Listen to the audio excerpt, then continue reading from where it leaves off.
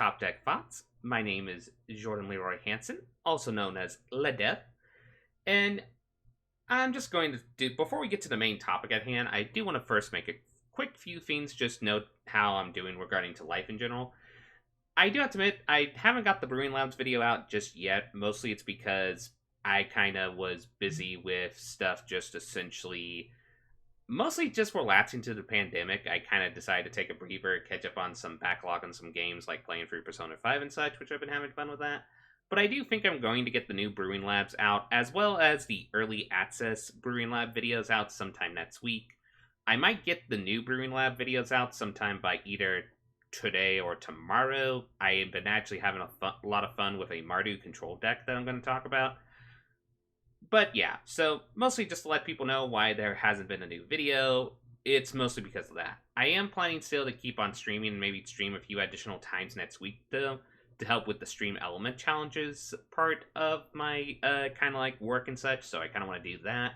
So pretty much that's the main game plan. I'm going to be doing a couple more streamings. I'll get the schedule out sometime on my Twitter sometime next week, as well as just get the new Brewing Lab videos out. But I wanted to talk about a topic that's been, to say very volatile in the community would be kind of an understatement. So, yeah, let's just talk about it. Let's talk about companions. For those who don't know what a companion is, you probably haven't been paying attention to Ikoria. The set just came out just recently, so I understand completely. But here's what companions are, essentially. Companions are cards that are essentially... they're cards that you can play as a one-of in your sideboard, and you can play it from your sideboard if you meet the deck requirement restriction. So, for example, the companion requirement here is each permanent card in your starting deck has converted mana cost 2 or less. This is Lurrus of the Dream Den. Now, most of these cards are very powerful minions in general because they provide a very powerful effect. Like, this is a free 2 with lifelink that during each of your turns you may cast one permanent spell with converted mana cost 2 or less from your graveyard. Very powerful effect. So, essentially, if you decide to meet the companion requirement of this, which is, in this case, making sure all your permanents just cost either 2 or less, then you can actually cast this once from your sideboard, like you only can have one companion in your sideboard, and you can cast this. So, essentially, it is, to what some people have been stating, a free 8th card, but I'm going to get to that, and kind of that, essentially, perspective, as I would like to say, but nonetheless, this whole mechanic has been causing quite a stir within the Commander community. Well, not even Commander, in just Standard in general, in a lot of internal-based formats. Because essentially, what many people are thinking is that these cards are busted. They think they're really overpowered. They think they warp the game too much. They think it's just unfun to play with.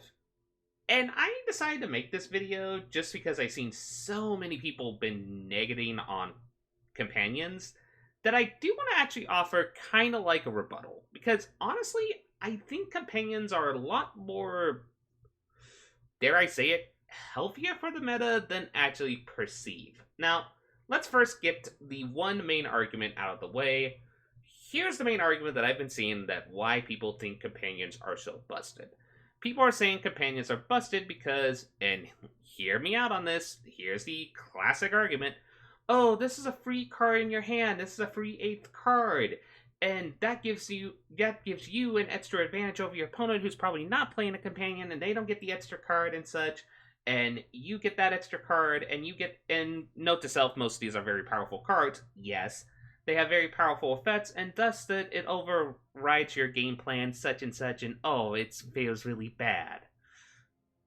I get that argument to an extent, but I don't agree with it to an extent because here's the thing that people don't seem to realize. There is actually a weakness to having one extra card. And the thing is, it's just by the way the companions work. You have to reveal the companion at the start of the game. This is a card that the opponent knows that you have. It says so right on the little screen thing. You even have to do this in paper. You have to announce your companion. Your opponent can read what the companion is. They know what you got. And the thing is, thanks to the weird deck building restricting requirements of this, you're actually giving your opponent a lot more information on your deck design than you really think at first glance. Like, let's say, for example, let us say I'm playing you know what? Let's go with the classic that everybody wants to talk about, and I'm going to have to change the art style for this so people know what it is. Let's talk about Garuda, shall we? Garuda Doom of the Depths, the main boogeyman of the format. Garuda Doom of the Depths, 4 hybrid mana of Dimir with 2, so essentially it has Companion. Your starting deck contains only cards with even converted mana costs. And then when it enters the battlefield, you mill cards, you return an even cost permanent of the cards that have been milled from the graveyard to the battlefield. And mostly the main Boogeyman deck of this format is just how this deck essentially copies Spark Double or uses Fossa to do this infinite triggers to help either mill yourself out or give yourself to an infinite board state. And while I agree it's scary, here's the thing. If I make this my companion, my opponent knows I'm playing Garuda. And the opponent is actually going to get a lot more advantage of knowing they're playing against Garuda than you think. Because, let's think about it. Let's say they're playing like a control deck. They're like, oh, you're playing Garuda? Well, easy. I'm just going to make sure I counter Garuda when it comes out. Or there's even a lot of people that already have been mainboarding tech and just against Garuda, like stuff with Hushbreeders, Grafdigger's Cage, etc., etc. So, just giving the information out to your opponent at the very beginning, your opponent is going to play around the card, and giving them that access of information is a lot more beneficial to the opponent than it is to you, even though you have the extra card. Yes, these extra cards are very powerful cards. They have very powerful abilities, some of them ETB, some of them are tap abilities, and some of them are static-based effects. However, when you give the opponent the information, you're giving them both the information of what you're planning to play, especially since we're in a quote-unquote kind of like metagame community where we can figure out meta decks relatively quick using stuff like Aether Hub or name your preferred kind of like brewing-based website here. So we kind of can get the information of what we're going against once we see it. Like, if we're going against Zerter, chances are we're going against a cycling deck. Or if we're going against, let's say, Ikoria, Sky Nomad, there's a statistical chance we are probably going against a deck that's using either a lot of ETBs that they want to flicker and such, or just wants a 4 mana 4 5, or 5 mana 4/5 flyer. Mostly they want to probably take advantage of the ETB effect. And the thing is, I see so many people comparing this to Oko, and I am still kind of dumbfounded by that. And the main reason why I'm dumbfounded by that is because the reason why Oko was so, well, you know, the old Oko is broke-go kind of scenario. The reason why Oko was so busted was because no matter what, no matter how many times you try to find a way to do tech against Oko, there was not that really good tech. Like, the best tech we had is you had to either go green-black and then just play stuff like Vraska, Assassin's Trophy, and such to be able to answer Oko, or even not just grass right off the bat, or you just pretty much play Oko and such. And it is really hard to play against that card. Companions, complete opposite. You can actually play around Companions relatively easily in this format. Like, we already got tech against it, which is one thing that we've been talking about Wizards, that once they introduce these new type of sub-mechanics, to at least give us tech to help us against it. And to be honest, they have been providing a lot of good, decent tech. Like Drannith Magistrate is a great tech against Companions. And even Companions in general, since all of them are creatures, everything that can remove creatures or counter creatures are very powerful cards. Like, all of them are legendary creatures? Well, hey, let's take a look. Hey, we got a really powerful counterspell that's 2 mana that can essentially counter legendary creatures. Or even just, heck, we even got the most common counter within the same set that helps us counter against Companions, which in this case is the classic Essence Scatter. With great set mechanic art, mind you. But there's a lot of answers against Companions. There's instant answers, there's creature-based answers, there's even enchantment-based answers against Companions. So I feel like many people who have been concerned about it, that it's going to be hard to play around, I think that's a little bit of exaggeration, because there's a lot of tech against it. And the factor is, once you make these your companions, you're making your opponent know what you're doing. And I feel like your opponent gets a lot more advantage of that semi-based knowledge than you think at first glance. And the one that I also want to mention that I think many people have been also understatement, but I think it's going to be a lot more going to be more effective within, or at least be more seen with more in the competitive outlets than it is in kind of like casual play and such. I think the cost of it being one card from your sideboard is a lot more costly than people take at first glance. Now, I think the cost is going to vary depending on the variety of the format. Like, if a format is very, very rigid, like there's like one base meta deck, then yes, the fact that it's going to cost one card from your sideboard, probably not going to cost that much. But if the meta can be varied, then I do think the cost is a lot more costly because when you are essentially when you're sideboarding against a variety meta, you want to try to have as many answers you have. Like you going against burn, you probably want to have some early game board removal on your side. And then let's say, oh, there's also this control deck that has a lot of base enchantments. Maybe I want to throw in enchantment removal. Oh, and then maybe I need this creature, and this creature, and this creature. We have a lot of good tech at the moment that in the sideboard, it is very tempting to try to put all the sideboard tech in here. Like, case in point, I'm just going to show a deck that is a companion that I've been playing with, which is Mardu Control and such, with the Orion package. And I have to admit, I had struggled so hard to get a sideboard ready for this, because you would be surprised how much I would want to have, like, let's say, one extra Heartless Act, or one extra Kaya, or maybe even an extra Extinction Event, extra Shauna and such, or even one extra Grafdigger's Cage. The fact that this card that I love does cost me one sideboard slot, it's actually going to be very significant, and I think it's going to be something that you will see many people are going to at least try to get used to or get around to, because the one cost on the sideboard, surprisingly a lot more costly than you take at first glance. I'm just going to say that right off the bat. And the final argument that I'm going to say before I kind of get done with this, because I kind of want to do it kind of like a one-base argument on this and then just be done with it. Here's the thing. I think companions are actually a lot more healthier for the format for one little kind of reason.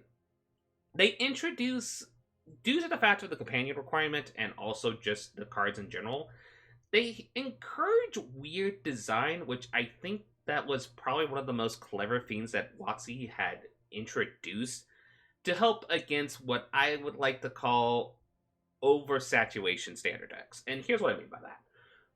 Now, one thing about this set that it introduced is the factor that we now have wedges. Like, we have all the con wedges, which honestly, I love. Like, I literally played through all of cons.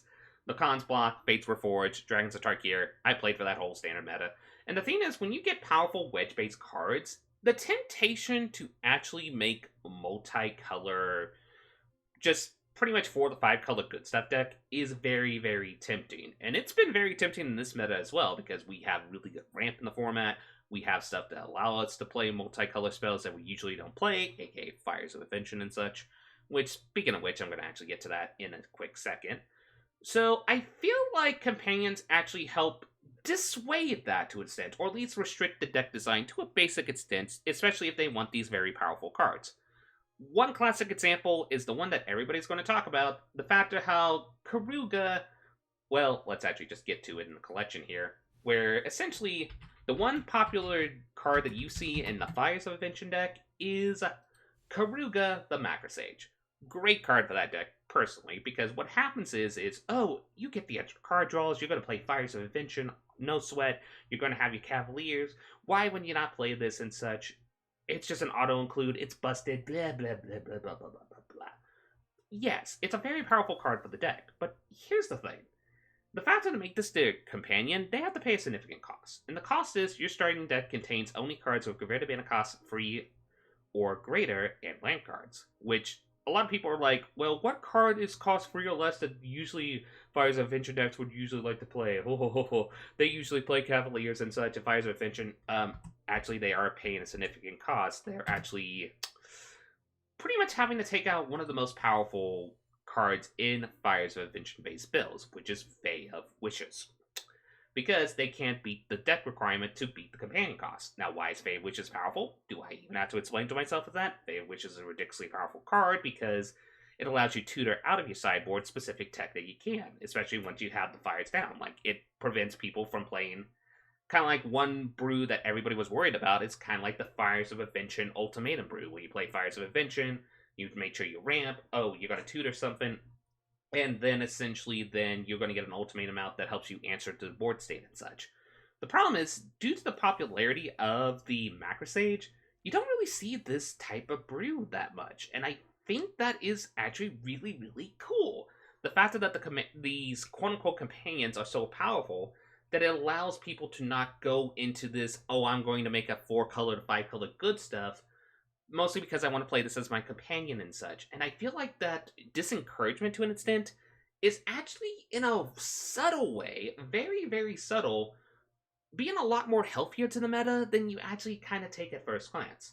Now, once people start realizing, oh, hey, I'd rather play for the 5 color good stuff, then maybe the meta then gets a little bit. But I feel like companions are acting like the best kind of distraction, and a powerful distraction to help disencourage people going into the 4 to 5 color good stuff strategies, because they would rather go into what could be more popular and powerful base companion based strategies. And I feel like these decks, are they more powerful than 4 to 5 color good stuff?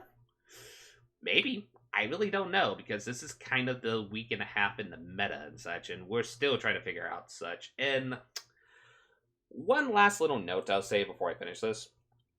I I understand how some people get really antsy when a new meta happens and such, and they have to improvise and, kind of like essentially adapt to new mechanics and such. And I feel like many people just didn't complain and such, be like, oh, this is broken, this card, I don't know how to mess around with it and such, but I don't really want to do the research, so I'm going to say it's broken and hope that it gets banned. I feel like many people really need to kind of stop that. But on the other side of the coin, for many people like me and also other people who are frustrated by this, I do want to offer one little devil's base advocate to these type of arguments. You gotta realize one thing with card games in general, especially with Arena and such. A lot of people are on a budget. And with them being on a budget, they really, like, when we say stuff like, oh, you want to face against companions? Just go get match straights, go get Hushbringers and such. What we need to realize when we tell people that, we're not telling people, to them, they're not saying, oh, go get Draenus Magistrate. They're telling them, hey, spend one of your rare wild cards that are very restricted, especially in a new set, to get maybe not one of the more flashier cards, but a really boring tech card and such. And I think many people are kind of frustrated by that. Now, I think companions are a little weird exception to this rule, since there is a lot of common-based answers to companions, like counter magic, burn magic, removal, etc., that I do feel like this little argument is a little minute, but it is something to keep in mind when people do complain about mechanics that's hard to play around, especially if more of the more high powerful tech cards are within the rare slot. So, just a thing to keep in the back of your brain and such, just to be empathetic to people who are frustrated by the companion-based mechanic.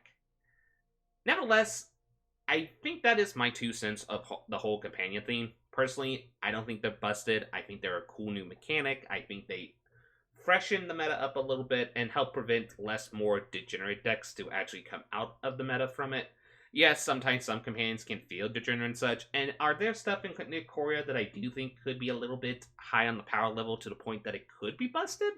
Yes, like, I am still keeping my eye on cards like Titan's Nets, because this card still scares the living crap out of me, because Delve is a very powerful mechanic. But I do think that overall companions, they're frustrating to deal with, especially if it's the first time you deal with them. But I think once we get through the few weeks of the meta where people are adapting, I think companions are a lot more healthier for the meta than you actually take at first glance. Quote unquote, talking about standard meta here, we could go on discussing about Eternal formats, but I don't really play that many Eternal formats, so I feel like my opinion on that would not be the best. So, nevertheless, that's my 2 cents. That is the top deck of the thoughts. I hope you all have a lovely day. If you liked this discussion, please like and subscribe to my channel. I usually do deck tech videos and such. If you have any contrarian ideas or ways to add to the discussion to help broaden the topic and such, please leave your comments down below. I hope you all have a lovely day. This is LevDev, signing out.